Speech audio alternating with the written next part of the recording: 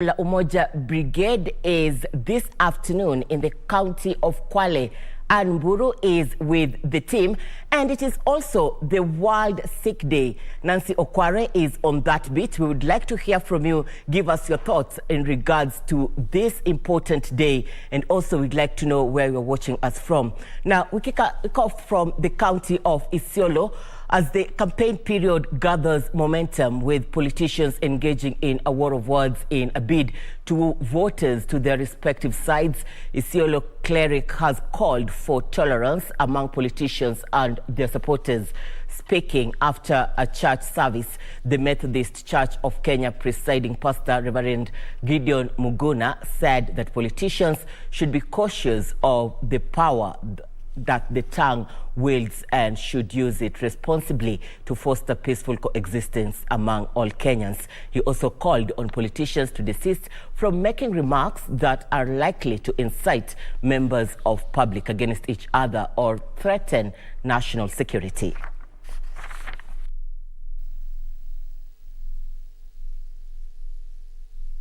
I would like to request our politicians to have tolerance with one another. By tolerance, I mean where they can accommodate one another. Maybe you may not be satisfied with what your opponent is saying or with what your opponent is doing, but we should live all as a family and let them focus on issues and not attack each other with war of words. And lastly, let them be good examples to the young generation.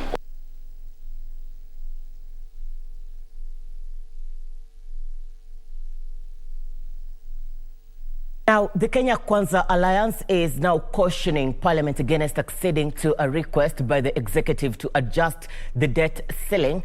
The alliance, led by Deputy President William Ruto, warns that the debt level in the country has gone way beyond the capping set by Parliament, and Kenyans were shouldering the burden through the high cost of living. In Meru lashed out at Treasury Cabinet Secretary Ukur Yatani, whom they accuse of borrowing beyond the debt caps set by Parliament, which is a violation of the law. The group claims Kenya's debt has ballooned post the handshake to unimaginable heights. According to the National Treasury, the public debt has grown sixfold to Kenya shillings 11.7 trillion, 8.2 trillion as direct public debt, and 3.5 trillion of guaranteed commitments as of February 2022. The group now wants Parliament to reject any request from the executive for approval of a new 12 trillion debt ceiling. The Cabinet Secretary for the National Treasury should not sign any new loans, including floating sovereign bonds, during this transition period. The Alliance have also thrown their weight behind a raft of proposals made to the budget estimates of the 2022-23 financial year by Kikuyu MP Kimani Ichung'wah that include the increase of a county allocation to 495 billion shillings. We do not need a constitutional amendment to give more money to counties. The budget policy statement of 2022 has proposed to maintain the equitable share of the revenue going to counties at Kenya shillings 370 billion. Other proposals made by Ichung'wah include a 50 billion credit scheme for the micro, small and medium enterprises, an additional 12 billion shillings for the operationalization of a judiciary fund in line with the Constitution to offer the judiciary financial independence and autonomy, an allocation of 1.8 billion shillings to cater for the Teacher Professional Development Program, as well as an additional 5 billion shillings for fertilizer subsidy program. We want to reiterate our commitment to the people first principle. We believe that the people are the rightful masters of both Parliament and the courts. John Jacob Keter, Lunchtime News. Suna West Member of Parliament Peter Masara has raised concern over poor school infrastructure, which he says will result in poor learning outcomes for children in the region. Speaking at a school in Suna West, the legislator challenged education stakeholders to work together to improve infrastructure and ensure the success of the CBC curriculum. Speaking in his constituency, Suna West MP Peter Masara has raised concern over poor school infrastructure in the area, saying it is contributing to poor performance in the schools. Teachers are being trained, and being there is still time, and the budget cycle has just started. So education should be supported, and I'm one of the champions of education, both for girls and boys, and as well empowering the community. Masara, while commending government for its contribution in the education sector, said there is more that needs to be done, especially in far-flung regions. Masara calling on education stakeholders to come together and develop school infrastructure in the region. Masara also called on residents to ensure they elect development-conscious leaders to ensure the region does not lag behind. The evolution is the best system of governance because people at the grassroots get opportunity to participate in their governance. Let them choose leaders with vision. Some in areas where people are complaining is about to me is a lack of vision, visionary leaders. Jelis Aladi for Lunchtime News.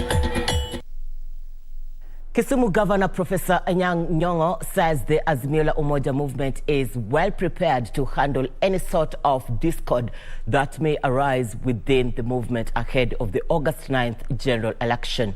The governor spoke when he commissioned Azimio la Umoja regional office that will serve the 6 counties that form the larger Nyanza region. Nyong'o, who was in the company of other ODM party delegates, said the office will serve as a one-stop shop where people affairs under the Azimio la Umoja umbrella will be addressed. His Excellency Raila Amolo Odinga, who is our candidate for the presidency. He has an office here where he can meet the regional leaders, saves him time from going from place to place, and all the regional Azimio leaders can come here. According to the governor, the office will allow for consolidation of resources to maximize the effectiveness of the movement ahead of August 9 polls. We now have the Azimio regional headquarters so that we maximize on the few resources that we have. We don't disseminate them everywhere. So, and this office, as you can see, is big enough to swallow everybody. ODM Party National Treasurer and former Kitutu Masaba Member of Parliament Timothy Bosire urged the electorate from regions perceived as ODM strongholds to vote for the party candidates to strengthen the political outfits. Every one of us should strengthen our parties accordingly. And I see a situation whereby, as the 50th president is coming in and from this region, ODM should do their best to have every level of election ODM leaders so that he's able to move out there stronger than ever before. When he's president, he has a place stronger to spring on from. The new regional office will serve the 6 Nyanza counties of Kisumu, Migori, Siaya, Homa Bay, Kisii and Nyamira. For Lunchtime News, I am Wycliffe Okage. A section of members of parliament affiliated to Jubilee Party have urged their supporters to enlist themselves afresh ahead of the party relaunch. The MPs, led by Kamkunji Member of Parliament Yusuf Hassan, said the strength of Jubilee Party will be key in ensuring it has a better bargaining power as it moves to form a formidable coalition under the Azimio la Umoja. The Jubilee Party legislators have moved to consolidate their strongholds ahead of the party's relaunch.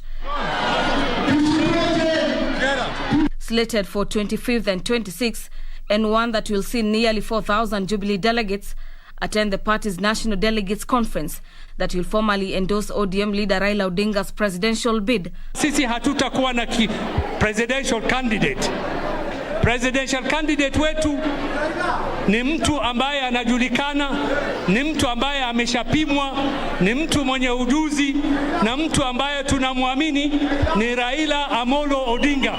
Kamukunji Member of Parliament Yusuf Hassan led area leaders in urging Jubilee Party members to renew their registration as party members to ease nominations in the coming party primaries. Tafadhali mujiandikishe upya kama wanachama wa Jubilee kabla ya tarehe 26. Mtajiandikisha. Halafu pili, sisi tunataka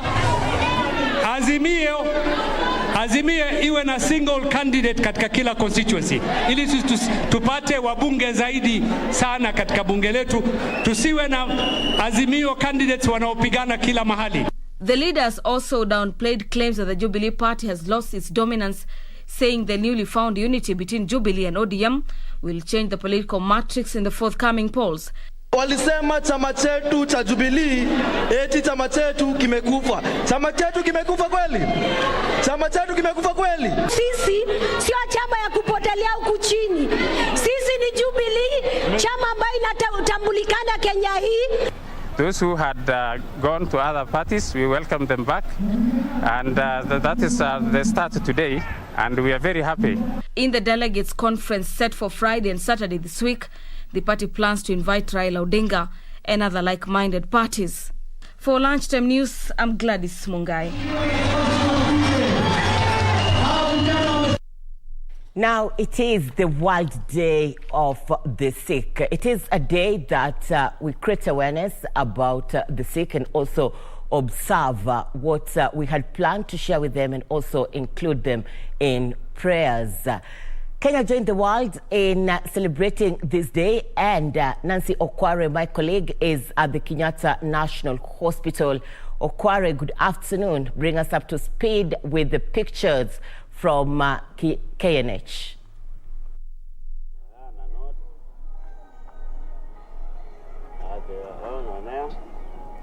Well, a very good afternoon to you, Irene Muchuma Odim, back in studio. We are coming to you live from the Kenyatta National Hospital, where the Kenyatta National Hospital Patient Week has just been concluded. It is an initiative, or rather it is a week that is going to be marked just to ensure that the doctors and the members of staff at this hospital remember and take good care of their patients in every way they can. Remember that it is a week that coincides with the World Sickness Day, or rather the World Day for the Sick, that is usually commemorated on the 11th of February. And it is a day that was first commemorated in the year 1992, and it was instituted by John Paul II. It is a day that is usually set aside to remember patients and also seek ways to ensure that they are, the staff are offering them services in a better and improved way. Today, when the KNH week for the patients was being marked, the members of staff here were talking about the Adopt a Bed campaign that was launched by KNH in last year, towards the end of last year, and it is an initiative that is geared towards ensuring that people, well-wishers from all over the country, from all over, are able to donate beds that will go a long way in providing better care for the patients. Remember that so far, according to the information from KNH, is that so far 63 beds have been donated from a target of 2,000 beds that are, supposed to be, donated in a bid to ensure that the patients are more comfortable even as they seek services at this, referral hospital. Anyone can actually be part of this initiative because one bed costs around 45,000 shillings, and after it is, you purchase the bed, it can be brought to the hospital. And one interesting thing is that it actually has your name branded on it, just to remind you of the good deeds that you've done towards ensuring the comfort of the patients. Also, during this week, some of the activities that will be taking place at this hospital will be ensuring that there is a blood donation drive, and people from all walks of life have been encouraged to come out in large numbers and donate blood, just to ensure that the blood banks in the country do not run dry. There will also be COVID-19 mass vaccination campaign that will be taking place at this hospital. And under the theme, staff remembering patients through welfare. So those are some of the activities that will be taking place right here at KNH to mark the World Sickness Day that was actually marked on the 11th of February. But right now KNH is undertaking the KNH Patient Week. So we will be having more details in our subsequent bulletins, but right now that is what is happening right here at the Kenyatta National Hospital. So for now, I hand it back to you, Irene Muchuma, in studio.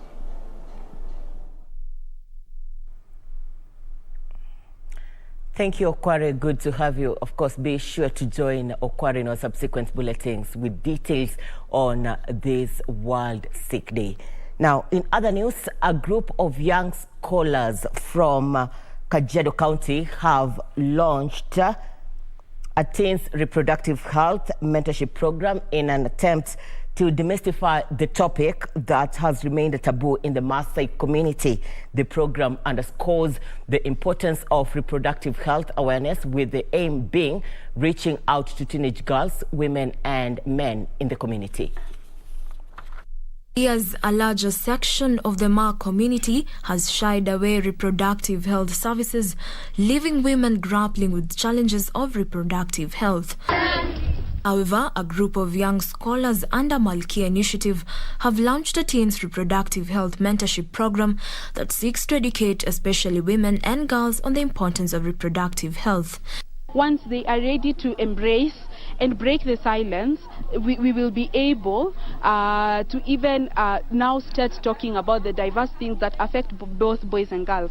The whole idea is to ensure that our girls stay in school, which allows for the girls not to be exposed to early marriages, female genital mutilation. As you know, it's a very, very big issue in Kajiado County, as well as the larger part of the Maasai community.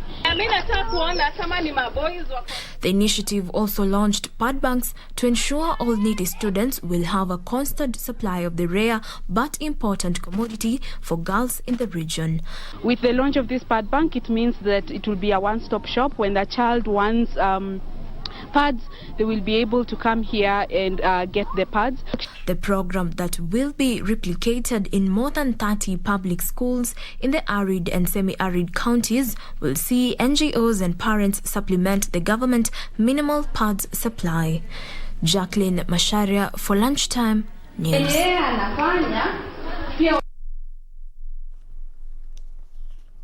Residents of Meru County have been urged to embrace entrepreneurship in a bid to tackle poverty.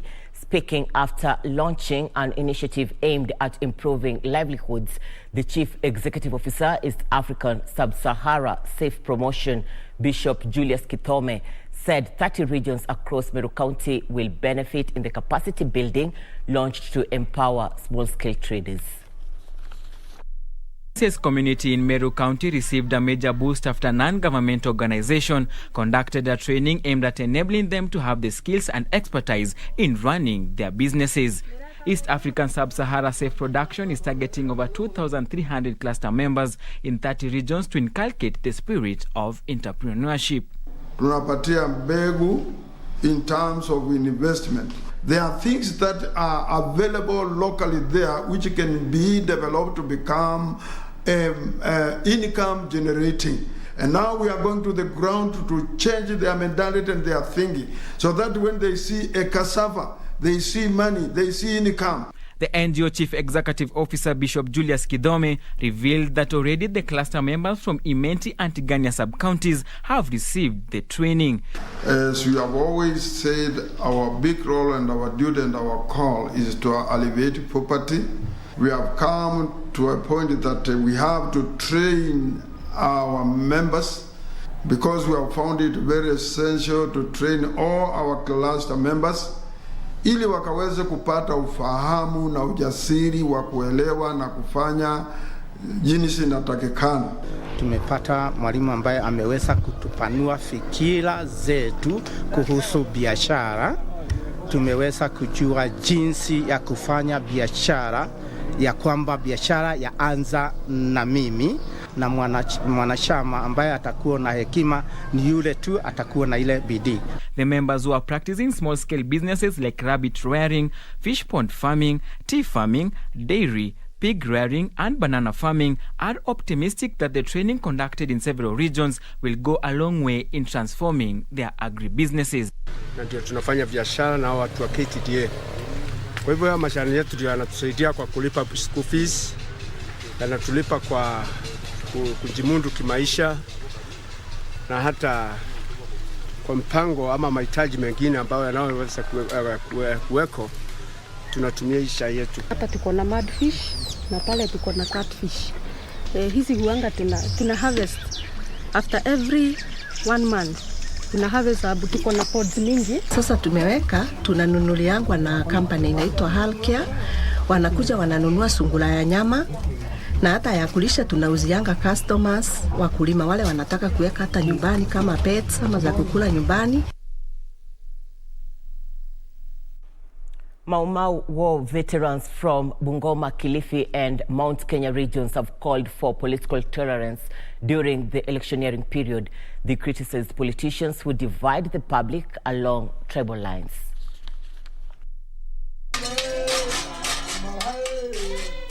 As the country approaches the August 9 general elections, the Mau Mau war veterans have come out preaching political tolerance among Kenyans to enable them to objectively vet candidates aspiring for different elective posts and elect those who suit them.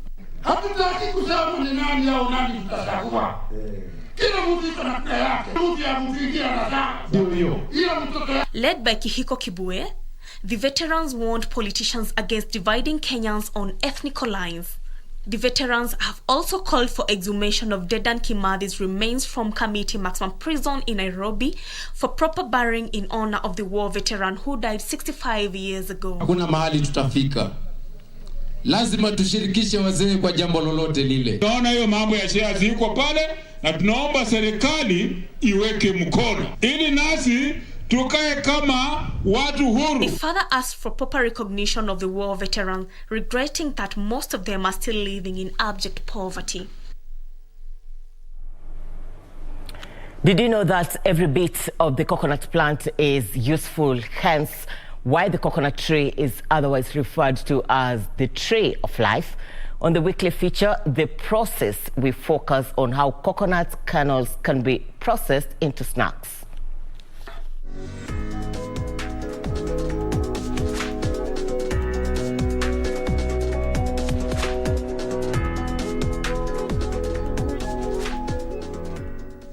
We visit Ban Manufacturing Company headquarters in Ruiru, Kiambu County to witness the behind the scenes of manufacturing different types of cooking appliances, otherwise known as the Jiko Okoa.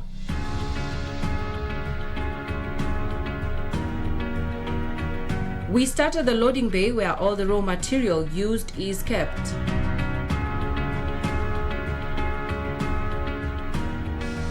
The material is received as per the request and requirements made on their spreadsheet. The same then goes through a robust quality inspection process to validate the mechanical and chemical aspects. Once it's validated and good for use, we come up with a build plan, which is basically a plan for how you're going to cut the 8x4 sheets to become exactly what it will be in the product. The raw material is as diverse as the different products manufactured here, but mostly all from the steel family.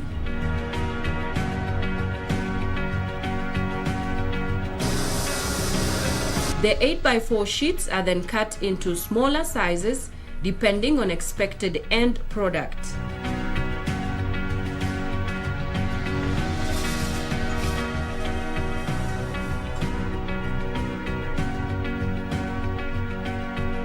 In the next stage, the pieces are designed to fit respective rolls.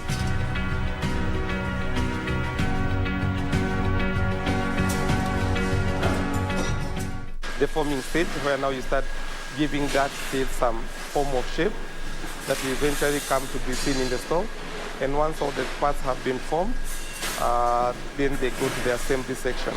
Next, the parts are washed in soap and water, dried, and painted, and then put in a kiln for 20 minutes for the paint powder to stick. The parts are then assembled accordingly to form the final product. The assembly section, we mostly use permanent joinery processes, especially for the old processes, which is basically welding processes.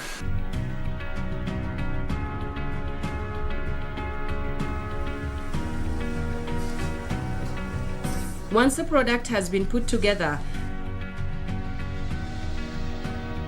the jiko core is then wiped clean, and the quality inspection is done by quality inspectors. The people in the orange dust coats, so those are the quality inspectors, and every stuff has to be inspected. So they inspect for whether all the features are there, whether they have been put together or assembled in the right way, and everything tallies as per the spec sheets that they have been provided. This enables for warranty requests or claims from customers, and for the company to be able to recall product when and as need arises. Once that is done, basically the stove is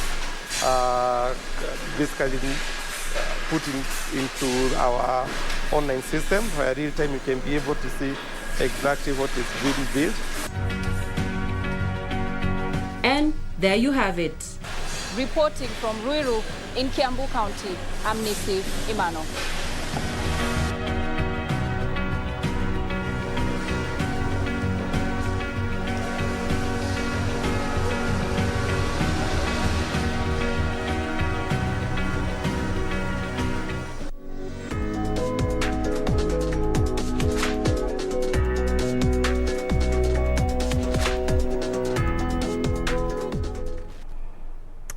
Our apologies, that is the process on jikokoa and not a coconut tree as earlier mentioned. But be sure to catch up with the segment every week here on KBC Channel 1. Across the border, 7 children have been killed and 5 others injured in Niger following an airstrike by a Nigerian army that was meant to target bandits. Local authorities say the airstrike missed the target and hit the grounds where a ceremony was taking place in Nyachade village.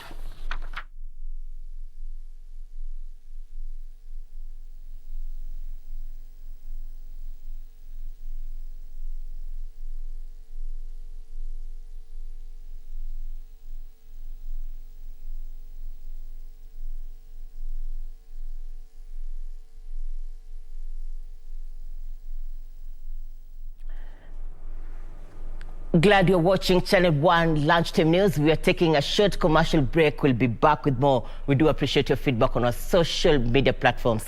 Continue texting. Stay with us.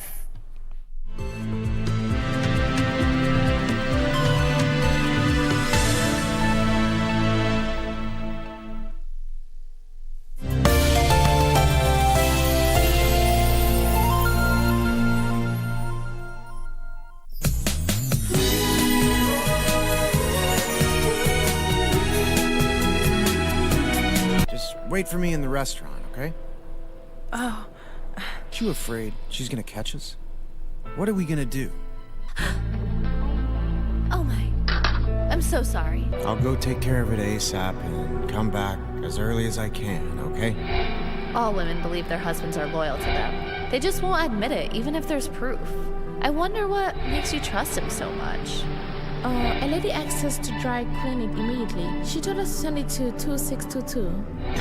I saw him talking with another woman. They were picking out wedding rings.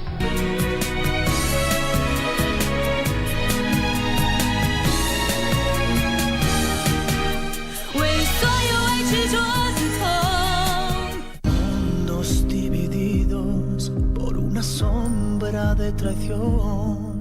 I've had enough of you taking it out on me every time you lose your patience. All I ever did was try and help you. Stay out of the way. Your father's the one that has always insisted on comparing the two of you.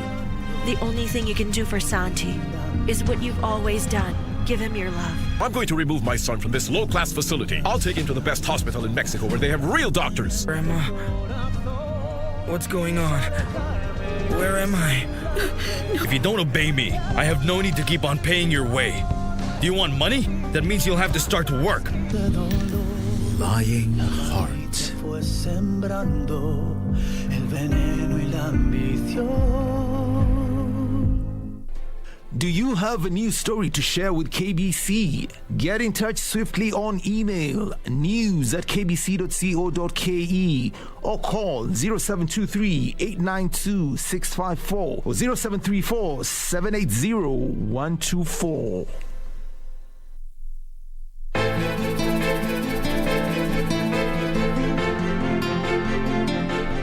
Si mtoto analia? Nimejaribu kumnyamazisha, pia mimi nimechoka. Amerudi? Yuko wapi? Gani hizi Mungu? Una roho chafu ya kichawi wewe. Kwani Hana ni malaika? Hana amepelekwa kwa Laban. Mimi naisikia yuko hai.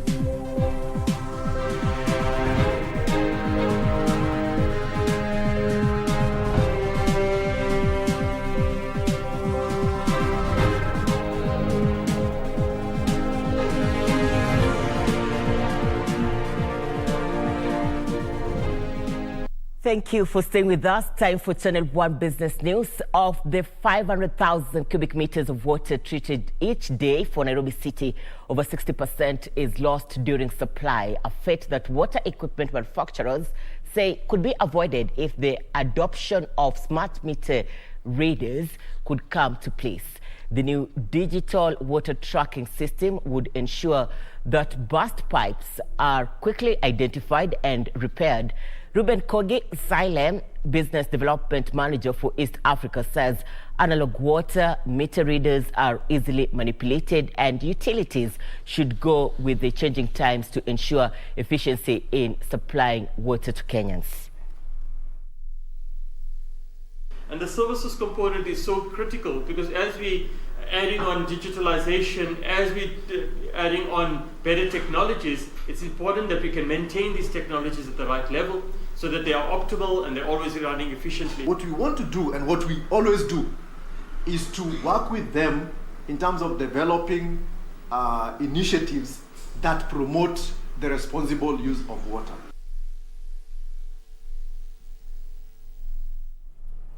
Those sharing personal data with third parties without consent face a fine of 1% of their total turnover. Data Protection Commissioner Immaculate Kasait says the parastatal is registering data controllers and processors to facilitate the enforcement of the Data Protection Act. The Data Protection Commission says registration of data controllers and processors is expected to be complete soon, ushering in implementation of stringent rules that are expected to regulate the country's ICT sector. Among other measures, companies infringing provisions of the Kenya Data Protection Act will attract a penalty of up to 5 million shillings or, in the case of an undertaking, up to 1% of the firm's annual turnover. Individuals will be liable to a fine not exceeding 3 million shillings or to an imprisonment term not exceeding 10 years or to both. The Data Commission is urging Kenyans to only give basic personal information to protect themselves from online exploitation. This, as the Data Protection Commission is calling on Kenyans to notify the Data Commissioner within 72 hours of becoming aware of a breach and to the data subject in writing within a reasonable practical period. This, as the government says it will soon announce the second phase of Huduma number registration, despite 6 million Huduma number cards from the first phase that are yet to be processed and printed. The Huduma number rollout has faced legal headwinds, with an appeal to a High Court decision declaring the registration illegal, scheduled to be heard on the 18th of next month.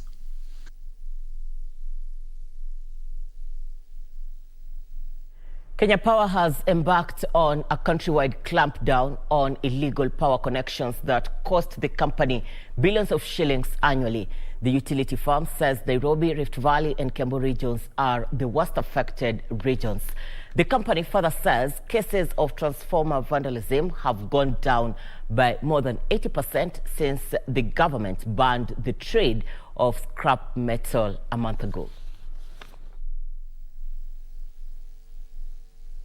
For years, Kenya Power has battled with the issue of illegal connections which cost the company billions in unpaid bills and power interruptions. Last month, most of the country were thrown into darkness after criminals vandalized a high-voltage power line that evacuates power from the 7 fork dams. This led President Uhuru Kenyatta to ban scrap metal business in the country. According to Kenya Power, the decision has led to an 80% drop in transformer and electricity pylons vandalism. The major target for Nakuru has been transformers. In the last 6 months, we running from July to December, we lost 43 transformers, Nakuru County alone. Putting that at 500,000 cost per transformer, we are talking about more than 20 million that we have lost in the transformers being vandalized. Since then, Kenya Power has embarked on a major clampdown of illegal power connections and stepped surveillance of power infrastructure. According to the company, it loses over 200 million shillings every month in revenue in Central Rift due to illegal connections and vandalism of transformers and conductors. Kenya Power business manager in Nakuru County, Engineer Henry Pwani, says Naivasha, Nakuru, Njoro and Maimahiu have been identified as the most affected areas in the region. Almost 60-70% of customers here have been given illegal supplies, either illegal or they bypass their meters, so they are not using power that is measured. Pwani notes that the electricity bills in the Central Rift region stood at 1.4 billion per month, but there were 23% commercial losses due to illegal connections. Additionally, theft and vandalism of electricity supply equipment is an economic crime under the Energy Act, with minimum fines of 5 million shillings or imprisonment of 10 years or both on conviction. On vandalism, Pwani noted that between July and December last year, Nakuru County lost 43 transformers worth over 20 million shillings, leading to massive losses for the company.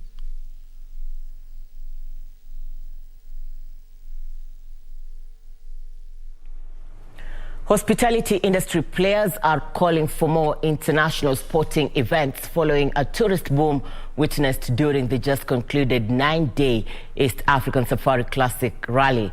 Kilifi County Beach Operators Association Chairman Justin Kitao says the success of the motorsport that traversed 11 counties was a testament of Kenya's rich tourist attractions. In an effort to ease over-reliance on international tourists flying in to experience the safari and beach experience during the tourism peak seasons, the government has been keen on diversifying Kenya's tourism portfolio to include sports and culture. Kenya hosted the 10th edition of the East Africa Safari Classic Rally, which stirred up excitement across 11 counties that fell within its course route. Imekuwa ni kitu ya kufurahisha baada ya COVID shida hizi, na organization ilipofanywa ama mpangilio huu kuleta hii Watamu imerevive utalii vizuri kabisa. Yani utalii wetu wa Kenya hapa ndani ya Kilifi County na Watamu umeimarika. Imekuwa hii imevutia sana. Si wageni tu, hata wenyeji locals hapa, biashara hapa zote, restaurants, tunashuhudia wageni wanaingia kila hoteli, almost zote zinakaa full booked pande hii ya Watamu. Also excited are those in the hospitality industry who believe this is the way to go to jumpstart the sector that has borne the brunt of the COVID-19 disruptions that slowed travel. All over the world, all over the medias, that Kenya is a high-end destination with all the landscape and ending up on the beach of Watamu is very exceptional for us. The 9-day East African Safari Classic Rally was a boon to the hospitality value chain in Watamu, as revelers, participants and their teams travelled for the feet, with hotels reaping from the booming business. I'm Jerry Motahi. I'm here for the East African Rally competitions, and it's been a fun thing in Watamu because it's really supported our small businesses in Watamu. Some of the counties that benefited from international media limelight because of the rally include Nakuru, Laikipia, Kajiado, Taita Taveta and Kilifi. Regina Manyara reporting for Lunchtime News. The inaugural of electricity production in Ethiopia's mega dam on the Blue Nile, which is a multi-billion-dollar project, is said to bring a positive change to the country's economy. The manufacturing industries are to benefit from the $4.2 billion project. And here now are the details of this and much more across Africa. The Grand Ethiopian Renaissance Dam is said to be the largest hydroelectric scheme in Africa, but has been at the center of a regional dispute since work first began in 2011. The $4.2 billion project is ultimately expected to produce more than 5,000 megawatts of electricity, more than doubling Ethiopia's electricity output. The dam has started generating 375 megawatts of electricity from one of its turbines. Ethiopia's government has said that this is a state project that will boost the production of various items, in turn making the economy grow. Meanwhile, Uganda has opened its bars and nightclubs after a 2-year shutdown due to the spread of COVID-19. Now the nightlife has returned to Uganda's capital of Kampala. The clubs and bar owners are now enjoying bumper trade and have their customers make a big comeback. Employees who lost their jobs due to the shutdown are now happy as they're back to work. The entertainment business in the country is now said to increase the economy. Finally, Africa's cannabis industry is projected to grow beyond a valuation of $7 billion by 2023, thanks to incessant demand and increasing legalization across the continent. This presents opportunities for African countries who for many years have failed to take advantage of the cash crop. Danny Nell, the executive officer of South African pharmaceutical company Afriplex, said there are opportunities across the entire cannabis value chain, including the cultivation process, the production of consumables and supply of consumables to retail outlets. Lack of legislation has been the number one factor slowing down the potentials of cannabis in Africa for both medicinal and recreational use. Around the world, cannabis-focused companies such as Curaleaf Holdings, Aferia, or Organigram generate millions of dollars in annual revenues and have market capitalizations running into billions of dollars. And Japan has moved to relax COVID-19 border restrictions after maintaining the strictest controls in the G7 group. The government has faced mounting criticism that the rules are damaging Japan's economy and reputation. But while business travel is back on the cards, conditions remain, and many in the business community say the move does not go far enough. Here now are the details of this and other stories making headlines across the globe. Japan's strict border restrictions put in place to prevent the spread of COVID-19 are starting to be relaxed. Japanese Prime Minister Fumio Kishida said the entry of foreigners for the purposes other than tourism will be allowed under the guidance and supervision of host organizations. From next month, Japan will begin to receive business travelers, students and technical trainees after it imposed travel restrictions for most of the past 2 years.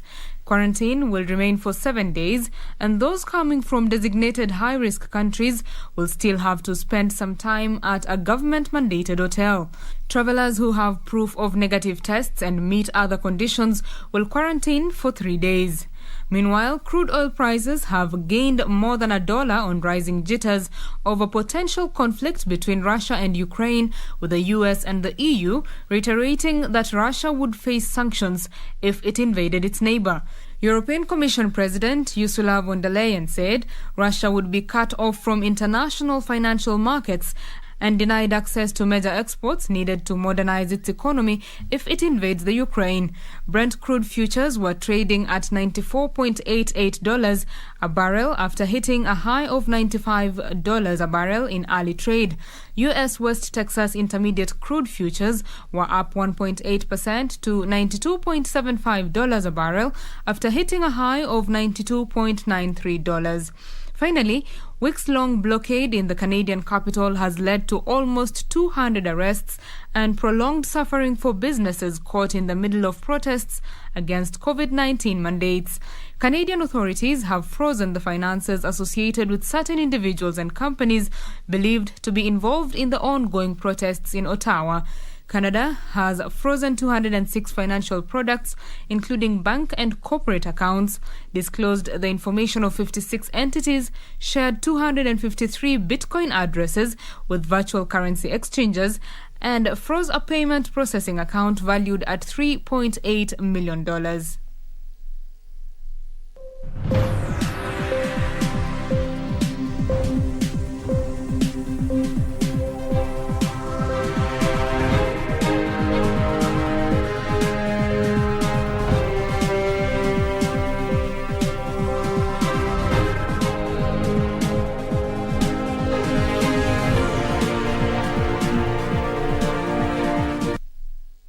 Well, glad you're still with us. You're watching the Lunchtime News. Now, let's get back to some news making headlines here in the home country. Great Wall Gardens residents in Athi River, Machakos County, are up in arms over the demolition of the estate sewer line by a private developer. According to court documents seen by KBC reporter, there had been an ongoing court case over the sewer line. Mavoko Water and Sewer Company Limited had filed a suit number E069 of 2021 at the Environment and Land Court of Machakos against Safaricom staff, pension scheme registered trustees, and Pristine Contractors Limited as first and second respondents, respectively. Anxiety continues to linger on the minds of Great Wall Gardens residents in Athi River, Machakos County, following demolitions of their only sewer line that connects their houses to the main sewerage line belonging to Mavoko Water and Sewerage Company Services. The over 12,000 residents are now calling for immediate intervention by relevant authorities. Don't know which order they are acting on, and it is surprising that the contractor does not even listen to the police, who have talked to them to ask them that the matter be dealt with tomorrow in the morning. The police asked that we have a meeting with them tomorrow at 9 at Athi River Police Station. Edman Property Limited Head of Planning Department John Rajwai said the line being demolished was constructed at a cost of 500 million shillings. Surprising that they're doing the work over the weekend, even as we contemplate taking a serious court action against this malicious damage to private property. Mavoko Water and Sewerage Company Limited had filed a suit number E069 of 2021 at the Environment and Land Court of Machakos against Safaricom Staff Pension Scheme registered trustees and Pristine Contractors Limited as first and second respondents, respectively. Lady Justice C. Ochieng on 10th of February 2022 issued an order dismissing the suit, citing non-attendance by the plaintiff, Edman Property Limited. Frederick Muki for Lunchtime News.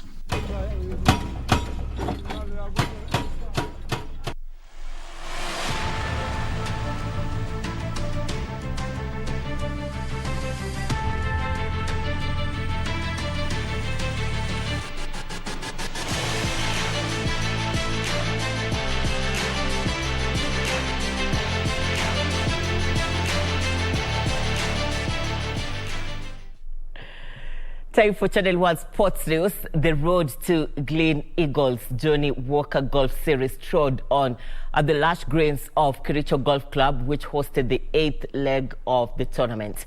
Over 100 golfers drawn from Kericho Golf Club and neighboring Nakuru, Kisii and Kakamega clubs converged at the 9-hole golf course. Raymond Keter led his team of Kibeto, Joel Chabon and Ngetich Ignatius to emerge the event's overall winners, having carried a combined 115 points. Coming in second was the team led by Kericho club captain David Biegon and comprising Edward Masiga, Wesley Siele and Chris Briggen, whose efforts returned a score of 114 points. Claiming the third and final qualifying position was the team of Eric Mutai, Julius Rono, Patrick Cheriot, and Patrick Langat, who hit 113 points. Meanwhile, Billy Sambu scored 32 points to emerge as the men's category winner, 1 more point ahead of James Kabiru, who posted 31 points. In the ladies category, Elizabeth Ngenyi posted 3 points to claim the top spot, ahead of Elena Wamboi, who scored 21 points. In the longest drive challenge, Geoffrey Karaoke and Faith Chemutai were the stars in the men and ladies categories, respectively. So first series coming to Kericho, we have been fighting for it, but at long last, we have gotten it, and I will be very, very proud to see my players winning for that trip. The turnout has been really good. I can't even believe we're almost about to hit the 1,000 mark. So of course, when we started, the reception has been fantastic, and even more so now, I'm even getting more excited as we get to the semi-finals and finals and seeing who's going to make it out to Glen Eagles. Focus now shifts the current country club for the 9th event in the series slated for Saturday. Barcelona extended their unbeaten run in the Spanish La Liga to 9 matches as Pierre-Emerick Aubameyang scored a hat-trick to help them register a 4-1 win over Valencia. Elsewhere, after dramatic 1-1 draw, Sevilla secured a point each with 14th placed Espanyol. In one of the La Liga matches played last night, Pierre-Emerick Aubameyang slammed in the opener on his first La Liga start in the 22. Aubameyang added a third for Barca in the 38th minute, forcing a 3-0 halftime lead. In the second half, Carlos Soler pulled one back for. In another match, Sevilla hopes of closing the gap between them and leaders Real Madrid were dashed after playing to a 1-1 draw with Espanyol. In the second half, as Sergi Darder headed home an Oscar Gil cross 5 minutes into the second period. Darder now scoring in back-to-back home games for Espanyol at the RCDE Stadium. Beijing 2020 Winter Olympics came to an end with a spectacular closing ceremony at the Bird's Nest as the Olympic flag was handed to the next hosts, Milano Cortina 2026. Norway finished at the top of the medal table with total 37 medals, 16 gold, 8 silver and 13 bronze, while Germany was second with 12 gold, 10 silver and 5 bronze.